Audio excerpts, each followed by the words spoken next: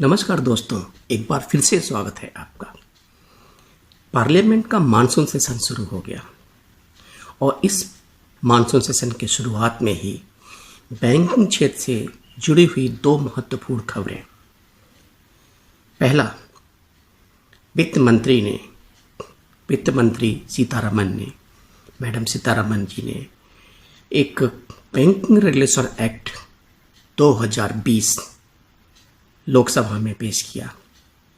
इस बिल का मुख्य उद्देश्य क्या है कि जितने भी देश में 1540 कोऑपरेटिव बैंक्स, जिसमें से 1282 urban and 58 state multi state cooperative banks हैं, इनके सुधार हेतु ये बिल लाया गया है। सुधार का तात्पर्य यह है कि इनका जो रेगुलेटरी फ्रेम है वो रिजर्व बैंक के रेगुलेटरी फ्रेम के अंतर्गत आए। और इससे क्या होगा कि अगर रिजर्व बैंक के रेगुलेटरी फ्रेम में आने के बाद इनके जो नियम कानून हैं उसको सुपरविजन आरबीआई द्वारा किया जाएगा। हालांकि इस एक्ट का विरोध अपोजिशन द्वारा किया गया है। उनका मुख्य उद्देश्य था कि cooperative bank state cooperative act द्वारा गवर्न होते हैं, उसमें सरकार हस्तक्षेप कर रही है। लेकिन वित्त मंत्री ने इस बात को क्लियर किया, स्पष्ट किया कि नहीं, ये कोऑपरेटिव सोसाइटीज़ के लिए नहीं है, बल्कि उन कोऑपरेटिव बैंक्स के लिए है जहाँ पे बैंकर और बैंक में जुड़े हुए हैं। यानी कि इस बिल का उद्देश्य डिपॉजिटर्स का जो कॉन्फिडेंस है उसे क्रिएट करना है। डिपॉजिटर्स के इंटरेस्ट को प्रोटेक्ट करने के लिए इसको 1540 कोऑपरेटिव बैंक्स को आरबीआई रेगुलेटरी फ्रेम के एम्बिट में लाना जरूरी था। हालांकि इस संबंधी एक्ट ऑर्डिनेंस जून में कैबिनेट ने पास किया था, परंतु इसे फुल फ्लेज बिल लाने के लिए सरकार बिल लाई है ताकि डिपॉजिटर का इंटरेस्ट प्रोटेक्ट हो, नंबर एक, और इन कोऑपरेटिव बैंकों को सुपरविजन आरबीआई द्वारा किया जाए। इसका उद्देश्य बहुत ही अच्छा है, क्योंकि जो पूर्व में पीएमसी बैंक जैसा कोई फ्रॉड ना होने पाए। पीएमसी बैंक का fraud, Pune Maharashtra cooperative bank का फ्रॉड इसी वजह से हुआ था, ताकि इन्हें रोका जा सके।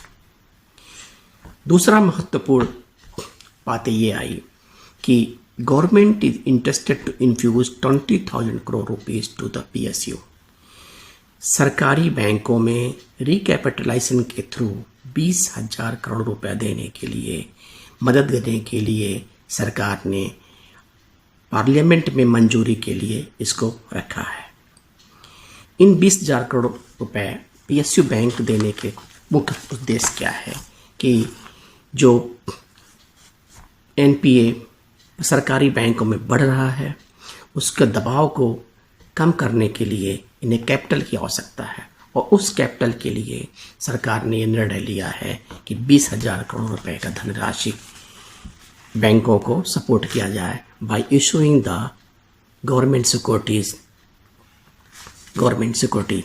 आपको याद होगा कि 15-16 में सरकार ने 25,000 करोड़ रुपए, 16-17 में 25,000 करोड़ रुपए, 17-18 में 80,000 करोड़ रुपए, 18-19 में 1,06,000 करोड़ रुपए, 19-20 में 70,000 करोड़ रुपए और 20-21 में last quarter of the fiscal में 20,000 करोड़ रुपए के लिए पार्लियामेंट से मंजूरी मांगी है। इसका मुख्य उद्देश्य यही है कि जो बैंकों में मार्च किस्त तक ये अनुमान किया जा रहा है कि ग्रॉस एनपीए 15% क्रॉस कर जाएगा। लोन मोरेटोरियम और रेजुलेशन फ्रेमवर्क का सोल्यूशन जो भी स्कीम आरबीआई ला रही है, इन सब के कारण बैंक के ऊपर प्रेशर है और सरकारी बैंक के तो कैपिटल की आवश्यकता है। इस कैपिटल को दूर करने के लिए, ताकि बैंक स्टेबलाइज होके काम कर सकें, सरकार ने यह निर्णय लिया है। इससे एक बात और निश्चित होता है कि सरकार अभी कोई भी प्राइवेटाइजेशन संबंधी बात नहीं कर रही है। और इस संबंध में उन्होंने PSU बैंकों को मजबूत करने के लिए यह निर्णय लिया है कि उन्हें 20,000 रुपये का कैपिटल प्रोवाइड किया जाए। इसके अलावा सरकार ने 2.35 लाख करोड़ का डिमांड एडिशनल एक्सपेंडिचर के रूप में किया है, जिसमें से 1.66 लाख करोड़ रुपए का कैश फ्लो जो पैंडेमिक की वजह से हुए इकोनॉमिक स्लो आई है उसको दूर करने के लिए। इसके अलावा उन्होंने जो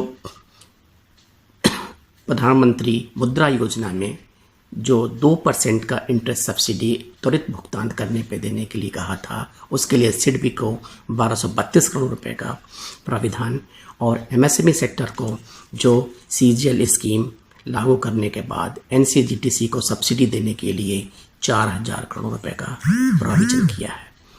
सरकार द्वारा ये जो 3 कदम उठाए गए हैं वो बैंकिंग सेक्टर को मजबूत करने के लिए है। कोऑपरेटिव बैंक्स एंड सरकारी बैंक दोनों बैंकों को इससे बूस्ट मिलेगी और इकोनॉमी भी हमारी त्वरित रूप से आगे बढ़ने के लिए तैयार रहेगी। फ्रेंड्स, इन शब्दों के साथ इन 2 न्यूज़ को मैं यहीं पर समाप्त करता हूं और नए वीडियो में अच्छे एक बैंकिंग टॉपिक के साथ फिर आऊँगा। तब तक के लिए धन्यवाद। और यदि आपने मेरा ये चैनल सब्सक्राइब नहीं किया हो तो प्लीज़ करिए और अपने कमेंट ज़रूर भेजिए। Thank you friends, thank you.